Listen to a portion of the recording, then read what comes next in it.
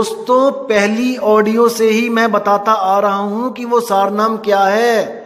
अगर फिर भी आप नहीं समझ पा रहे हो तो मैं यही बोल पाऊंगा कि सारनाम हम भाग सुनाया और मूर्ख जीव मरम नहीं पाया।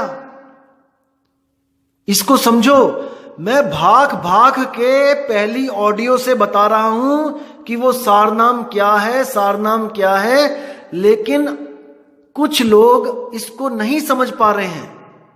जो समझ गए हैं वो तो मालिक के बहुत प्यारे हंस हैं, विवेकी पुरुष हैं, लेकिन जो नहीं भी समझे हैं वो भी विवेकी हो जाएंगे, फिक्र मत कीजिए आप। क्योंकि बार बार अभ्यास ते जड़ मत होत सुजान, ज्यो रसरी आवत जात ते सिल पे पड़े निशान। तो फिक्र मत करो दोस्तों, इसको समझने की कोशिश करो। कई लोग कहते हैं कि हाँ ये वाणी आपने बोली, सार शब्द हम भाग सुनाया, ये मूर्ख जीव समझ नहीं पाया। वो सार शब्द तो कबीर साहब ने भाग के दिया है, बोल के दिया किसी को भी। तो आप तो कहते हो कि वो बोलने में नहीं आता, इसका मतलब आप मूर्ख हो, आप समझ नहीं पाए। दोस्तों मेरी बात को बिल्कुल ध्यान से सुनना इस बार। कोई भी मंत्र है जो गुरु बोलता है, कुछ भी बोला, मान के चलो कि गुरु ने बोला कलिंग। अब दोस्तों इसमें समझने वाली क्या बात है? गुरु ने बोला कलिंग, मैंने सुना कलिंग, मैंने जपा कलिंग, इसमें समझने वाली तो बात ही कोई नहीं है। तो इसमें भाग सुना के इसको समझने वाली बात ही कोई नहीं है, तो जीव मूर्ख कैसे हुआ? इसको पकड़ना है दोस्तों, बहुत गुप्त भेद है इसमें। जो इसको समझ जाएगा उसके कॉन्सेप्ट क्लियर होते जाएंगे। कबीर साहब कह रहे सार शब्द हम भाग सुनाया, ये मूर्ख जीव समझ नहीं पाया, यानी कि 33 अरब ज्ञान हम भाखा। 33 अरब ज्ञान भाखा क्या समझाने के लिए? उस अबोल शब्द को समझाने के लिए। बीजक में भी बोला, कितना बोला, शब्द शब्द सब कोई कहे वह तो शब्द विदे, जीवा पे आवे नहीं निरख परख कर ले। अब इसमें क्या रह गया समझने को? साफ बोल दिया कि जीवा पे आवे नहीं, गुरु जीभ से देगा अगर तो नहीं लेना। होठ कंठ लागे नहीं जीभ्या नहीं उच्चार, गुप्त वस्तु जो लखे सो है हंस हमार। अब बोल दिया ना उन्होंने कि होठ कंठ लागे नहीं, लेकिन मूर्ख जीव समझ नहीं पाया। वो फिर उन नामों को जप रहा है जो होठ कंठ से बोले जाते हैं। इसका ये सार है। लेकिन मूर्ख गुरु वाणी को गलत तरीके से पेश करके जीवों को मूर्ख बना देते हैं। इसको समझना है दोस्तों। मुझे पूरी उम्मीद है कि आप इसको समझ गए हो। सार शब्द हम भाग सुनाया, यानी कि सार शब्द की महिमा मैंने 33 अरब ज्ञान में भाग भाग के सुना दी। लेकिन ये अज्ञानी जीव उस शब्द को नहीं समझ पाया कि मैं किसकी बात कर रहा हूं। दोस्तों जहां भी समझने समझाने वाली बात होती है वहां पर या तो कोई पहेली होती है बूझने के लिए, या फिर कोई इशारा होता है जो सामने वाला नहीं समझ पाता है।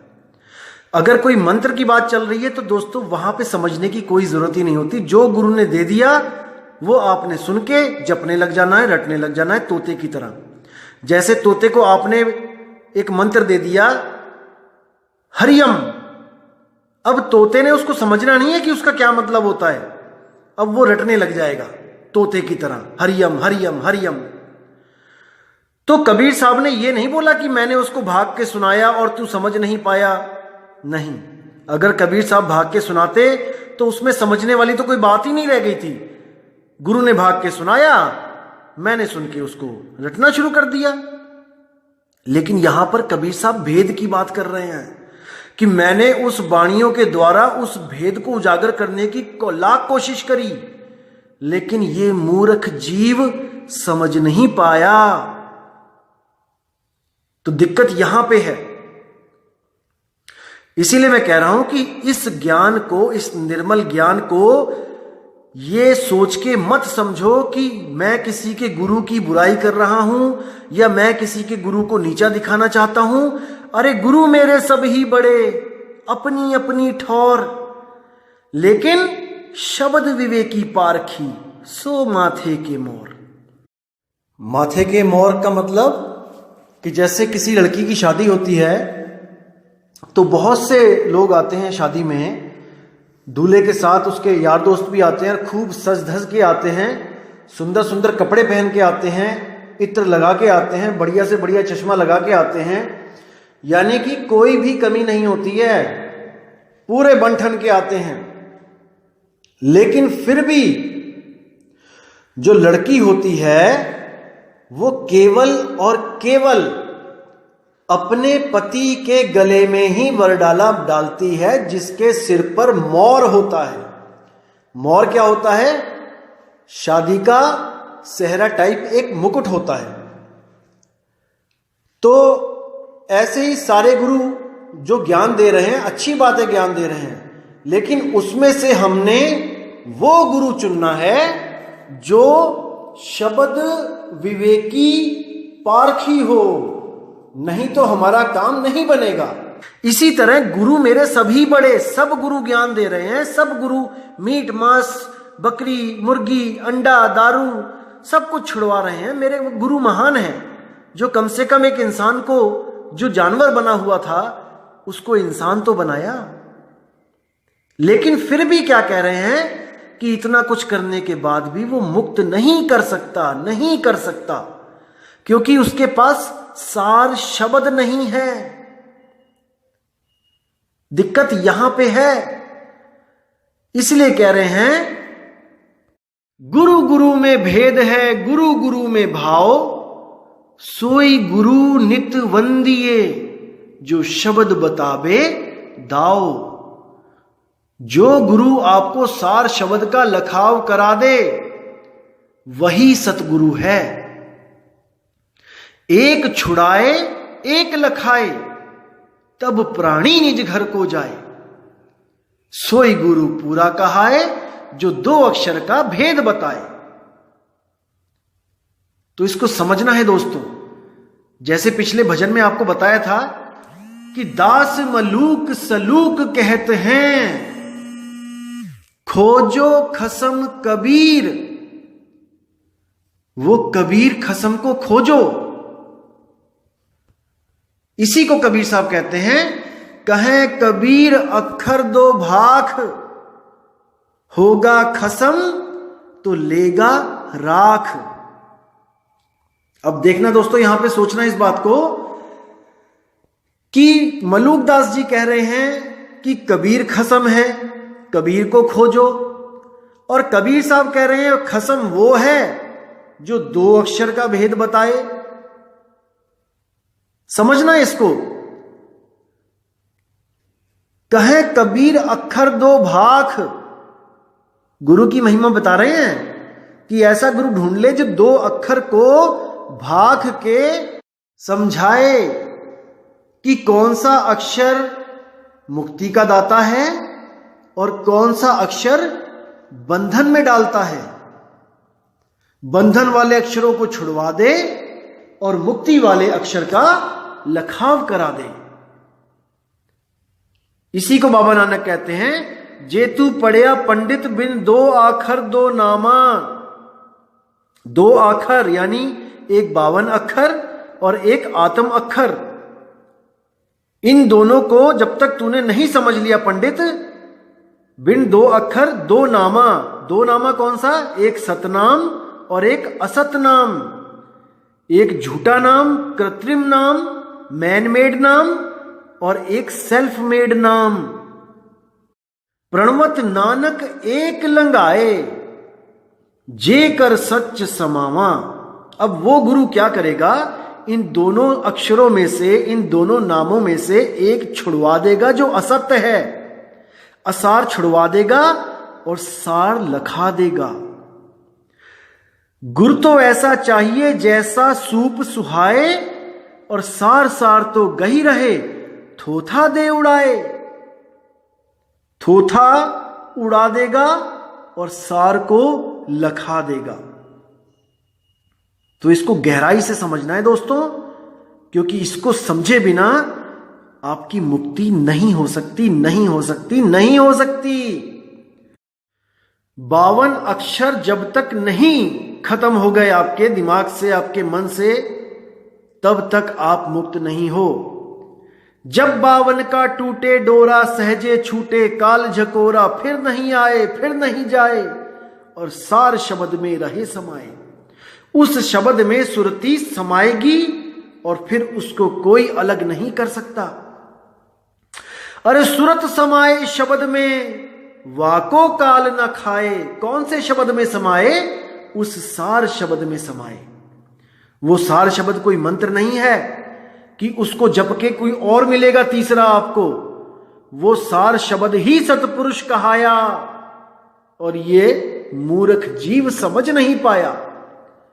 वही सार शब्द सतनाम है, वही अखंड नाम है, वही सच्चा नाम है, वही रियल नेम है, वही गॉड्स नेम है।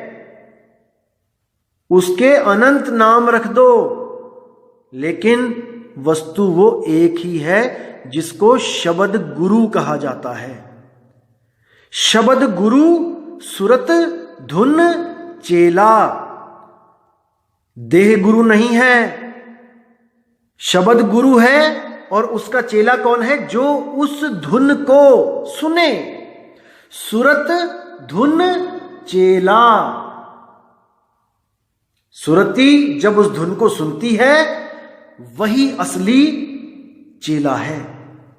वो चेला नहीं है जो केवल भेष धारण करके कबीर पंथ में आ गया और मीट मांस दारू वंडा सब खा पी रहा है। वो चेला नहीं है, वो नाम का चेला है, काम का चेला नहीं है। तो इसको समझना है दोस्तों, बात जरा सी वरना 84। अभी समझ जाओगे तो बहुत अच्छा रहेगा। उसके बाद कोई 84 लाख जून में ऐसी देह नहीं मिल पाएगी जिसमें ज्ञान को समझ पाओ। और इन नकली गुरुओं ने आप लोग को हमेशा यूज किया अपने आप को पावरफुल दिखाने में कि मेरी इतनी संगत है, मेरे इतने करोड़ मेरे फॉलोअर हैं, मेरा सरकार भी कुछ नहीं बिगाड़ सकती। दोस्तों ये भरमजाल है। जिस गुरु के पास बहुत कम शिष्य हो, असल में वहां पर सही ज्ञान मिलने की उम्मीद होती है। क्यों? क्योंकि वो इतना दिव्य ज्ञान दे रहा है, इतनी ऊंची पढ़ाई करवा रहा है कि सब लोगों को समझ ही नहीं आ रही है। जहां पर ज्यादा भीड़ दिखाई दे आपको, समझ जाना वहां पे इतना सस्ता ज्ञान मिल रहा है कि बच्चे बच्चे के समझ में आ गया। इसको समझना पड़ेगा दोस्तों। कैसे है? उदाहरण देता हूं आपको। आप एक कॉपी लेके निकलना अपने घर से और हर घर में जाकर बस ये पूछना कि यहां पर 5वीं पास कौन कौन है। दोस्तों हर घर में आपको बच्चों के अलावा जो LKG UKG में है, हर बंदा आपको 5वीं पास मिलेगा। आपकी 50 हजारों लाखों कॉपियां भर जाएंगी नाम लिख लिख के। और फिर आप निकलना दोबारा रजिस्टर लेके और पूछना कि 10वीं पास कौन कौन है। दोस्तों आपको उनमें से आधे लोगों के नाम मिलेंगे, क्योंकि जो बुजुर्ग हैं, जो दादी है, दादाजी हैं, वो 5वीं 7वीं पढ़े होते थे, 8वीं पढ़े होते थे, उनका नाम वहां पे नहीं लिखा जाएगा। यानी कि अब वो संख्या और कम हो गई। दोस्तों फिर दोबारा निकलना और ग्रेजुएशन वाले लोगों का नाम लिखना शुरू करना। दोस्तों ये संख्या घटकर 20% रह जाएगी। और दोस्तों फिर निकलना अब PhD वाले लोगों का या CA या डॉक्टर जो है उनका नाम लिखना शुरू करना। दोस्तों 40, 50, 60 नाम लिखने के बाद पूरे शहर में आपको इससे ऊपर नहीं मिलेंगे। और उससे भी ऊपर जाना है दोस्तों, साइंटिस्ट ढूंढना। साइंटिस्ट ढूंढना जो MBBS MD करके DM कर रहे हैं, जो कर चुके हैं DM। दोस्तों पूरे शहर में एक DM भी नहीं मिलेगा आपको। MBBS डॉक्टर मिल जाएंगे, MD भी मिल जाएंगे आपको गली गली में बैठे, लेकिन DM endocrinology, DM neurosurgeon, DM neurology, ये कुछ गिने चुने लोग ही मिलेंगे आपको। एक दो, इससे ज्यादा नहीं। कोई बड़ा शहर हो तो वहां पर लाखों की भीड़ में कोई 10, 20, 25, इससे ज्यादा नहीं। वो भी वहां पर जहां पर कोई बड़ा इंस्टीट्यूट हो, जैसे PGI है या एम्स है, वहां पे आपको मिलेंगे। वरना पूरे शहर में 1 या 2 से ऊपर नहीं होते, और छोटे शहरों में तो 1 भी नहीं मिलेगा। तो इसका मतलब ये नहीं कि 5वीं क्लास की भीड़ ज्यादा है तो वो ज्यादा बड़े ज्ञानी हो गए हैं, और जो DM है वो 1 है केवल शहर में, जो साइंटिस्ट है वो 1 है पूरे प्रदेश में, तो वो अज्ञानी है, क्योंकि उनकी गिनती कम है। गिनतियों में तोलते हैं ज्ञान को कई लोग। हमारे गुरुजी के पास इतने चेले हैं, इतने 2 करोड़, 5 करोड़, 10 करोड़। अरे तुम्हारे गुरु का ज्ञान इतना सस्ता है। संडे मार्केट में इतनी भीड़ होती है कि चलने को रास्ता नहीं होता वहां पे, लेकिन सामान क्या मिल रहा होता है? 10 रुपए, 20 रुपए, 25 रुपए का। इसलिए वो सबकी पहुंच में है, भीड़ है वहां पे, क्योंकि वहां पे विवेक नाम की चीज नहीं है। और किसी हीरे की दुकान पे जाना जहां पे करोड़ों रुपए की हीरे पड़े हैं, दोस्तों दिन में कोई 1 ग्राहक आता है वहां पे। तो इसका मतलब ये नहीं कि वहां पर बंदे कम हैं तो वो बहुत लो कैटेगरी ज्ञान है। दोस्तों वो ऐसा ज्ञान है कि उसको समझने के लिए इतनी महीन बुद्धि चाहिए, इतना विवेक चाहिए कि एक आदमी में वो विवेक पैदा हो ही नहीं सकता बिना गुरु की दया के। इसको समझो। तो दोस्तों जो मैंने कर्णेनु दीदार महल में प्यारा है बनाई थी ऑडियो, उसको मैं चाहता हूं कि आप पूरे 1 हफ्ता उसको सुनते रहो, क्योंकि वो ज्ञान जब तक आपके दिमाग में नहीं जाएगा, जब तक आप आगे की बात नहीं समझ पाओगे। बार बार सुनो उसको, लगातार सुनो उसको, ऐसा मन में बसा लो कि आप ये ऋण विण के चक्कर से छूट जाओ कि हमने गणेश को ऋण देना है, हमने ब्रह्मा को ऋण देना है, हमने विष्णु को ऋण देना है। अरे तुमने लिया क्या है उनसे भाई? क्या तुम काम ना करो तो तुम्हारे घर में कुछ आ रहा है क्या? कोई दे रहा है क्या? अरे तुम खुद ही तो मेहनत कर रहे हो। और बात है ऋण की, तुम तो कैदी हो यहां पे। क्या कैदियों से उस कमरे का किराया मांगा जाता है जिस कमरे पे उनको ठहराया जाता है? क्या उनको उस रोटी की कीमत देनी पड़ती है जो उनको पूरे दिन काम करवा के जो फीकी दाल और सूखी रोटी खिलाई जाती है? वो मुर्गियां जो कसाई के बाड़े में बैठी हैं बाहर कटने के लिए, क्या उनसे कसाई पैसे मांगेगा कि इतने दिन मेरे बाड़े में पड़ी रही तू, इसका किराया दे? अरे उस किसाई ने अपने लिए तुम्हें बाड़े में कैद कर रखा है। जब ग्राहक आता है उसी वक्त काट देता है, सारा पैसा वो उसमें पूरा कर लेता है ग्राहक से। तो इस भरमजाल से निकलो दोस्तों, निकलो, अभी समय है, निकल सकते हो। कबीर साहब का नाम इतना समर्थ है कि उसका एक पल अगर सिमरण कर लिया जाए तो दोस्तों आप सोच भी नहीं सकते कि उसकी महिमा क्या होगी। एक पल नाम कबीर का जो दादू मन चित लाए, जो हस्ती के असवार को ये स्वान काल नहीं खाए। दोस्तों एक बार उस अवस्था को 1 सेकंड के लिए भी अगर आपने प्राप्त कर ली तो आप निडर हो जाते हो मौत से। आप उस अवस्था को एक बार भी प्राप्त कर लो तो आपके मन बुद्धि से सारे भ्रम निकल जाते हैं। लेकिन वो तभी निकलेंगे दोस्तों जब आप अपना विवेक लगाना शुरू करोगे। पकी पकाई आपको दी जाएगी, लेकिन कम से कम इतना तो विवेक लगाओ कि उस दाल में कीड़े ना हो, उस रोटी में कंकर ना हो। इतना तो विवेक लगाना है ना आपने। पकी पकाई देने को हम तैयार हैं, सब दे रहे हैं पकी पकाई, हर गुरु पकी पकाई दे रहा है आपको, लेकिन फिर भी आपने विवेक करना है कि किस में दाल में कीड़े हैं और किसकी रोटी में कंकड़ है। तभी आप निर्णय कर पाओगे कि सत्य असत्य क्या है। हर गुरु ज्ञान दे रहा है, हर गुरु, और फ्री में दे रहा है आपको, लेकिन ज्ञान की परख करनी आपकी जिम्मेदारी है।